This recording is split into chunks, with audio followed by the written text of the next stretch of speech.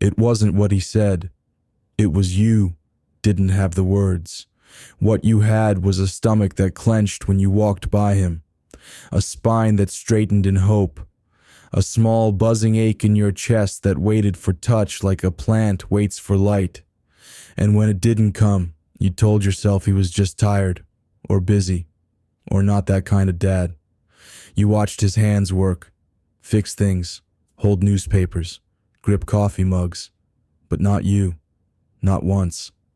And so the wound formed quietly, an invisible imprint, not a scar from what was done, but from what was withheld, the kind of absence that doesn't bruise the skin, but empties something beneath it. And you learned, without anyone telling you, that men don't reach, that love, if it exists, doesn't arrive through hands, that maybe you weren't supposed to need it, but your body never agreed. Your body waited, still waits, for a contact that never came. What he didn't do, the way his hand never reached, the way your shoulder, your hair, your face were never part of the story. Not a slap, not a pat, not even a firm grasp that said, "I see you, son." Just space, a clean, cold space between your body and his. You didn't call it loneliness back then. It didn't start as sex, or even desire. It started as proximity, as the ache to sit a little closer to another boy without being laughed at, as the fantasy that someone stronger would take your side without asking questions, as the ache behind your eyes when a coach yelled at you and no one reached out. It's a hunger that doesn't live in your crotch. It lives in your ribs.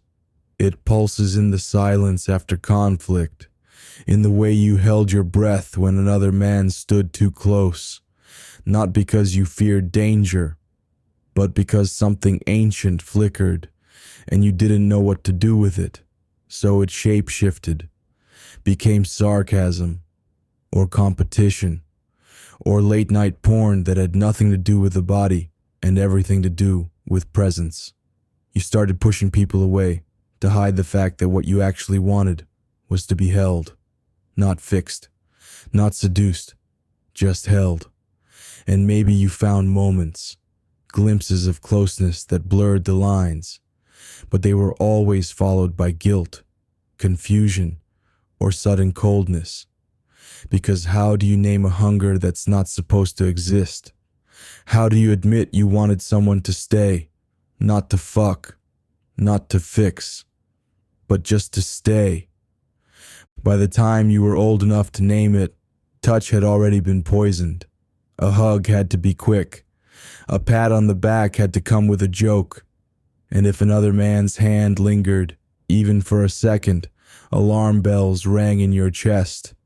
Not because it was wrong, but because it was rare. And you didn't know what to do with tenderness unless it came with an exit strategy. You remember the near moments, the hand that started to reach and then retreated, the friend who pulled you into a hug but clapped your back too hard, the one time someone looked at you too long and you broke eye contact, not out of anger, but panic, because something in you was ready to feel and the rest of you wasn't. You've spent your life calculating every gesture, how long a touch should last, when to pull away, what's safe to show. And so even now, when someone offers you warmth without reason, part of you freezes, as if kindness is too close to danger, as if softness is a doorway to something you're not allowed to want. And maybe that's the deepest sadness, not that touch became rare, but that it became suspect. Even when you forget, your body doesn't. It remembers the moments it leaned in and was met with cold, the times it softened and was left waiting. It remembers the tension in your thighs when someone sat too close, the flutter in your belly when your friend's shoulder brushed yours, the way you held your breath at sleepovers, not out of fear, but out of something far more complicated. Your skin remembers what it never received, and it waits, not like a victim, like a radar. It listens for safety, for softness, for presence that doesn't come with punishment. And when it finds it, if it ever does, it trembles. It doesn't always open gently. Sometimes it flinches. Sometimes it gets hard when it wants to cry. Sometimes it goes numb because the memory is too raw. But that's not failure. That's the body's way of saying, this matters. That touch is not casual. That you weren't crazy for wanting it. That the absence you felt was real. And that healing won't start in the mind. It will start in the skin. You became good, strong, reliable. You knew how to hold others, how to lead, how to provide. People looked up to you, desired you, respected you. But when someone tried to offer you softness, you didn't know where to put it. Compliments made you uncomfortable. Affection made you freeze. You kept performing strength because you didn't know what else was expected. And deep down, something in you believed that receiving was dangerous. That if you let someone in, truly in, they'd see the boy underneath. The boy who never got held. The boy who doesn't trust good things to stay. So you kept giving advice, giving space, giving comfort. But when it was your turn to be held, you changed the subject. You made a joke. You got distracted.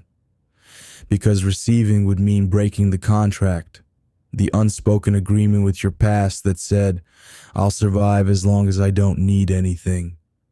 But brother, you do. And that's not weakness. That's truth. So now, what if we touched differently? What if not every hand had to grab? Not every gaze had to dominate? What if touch could be quiet and full? Not performative, not dramatic, just real, just present. What if we learned to sit close without tension, to stay without fixing, to feel without needing a reason?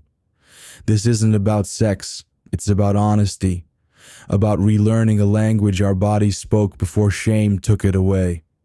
Imagine a world where men touch not to prove, but to honor, where a hand on your shoulder doesn't ask anything of you, where presence becomes protection.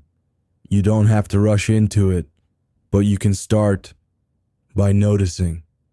The next time someone reaches for you, pause, breathe, stay 1 second longer than you usually would. That's where it begins, not in grand gestures, but in small permissions, the kind you give yourself, the kind you've been waiting for. This is the quiet fire. Not the fire that burns, the fire that warms, the fire that stays.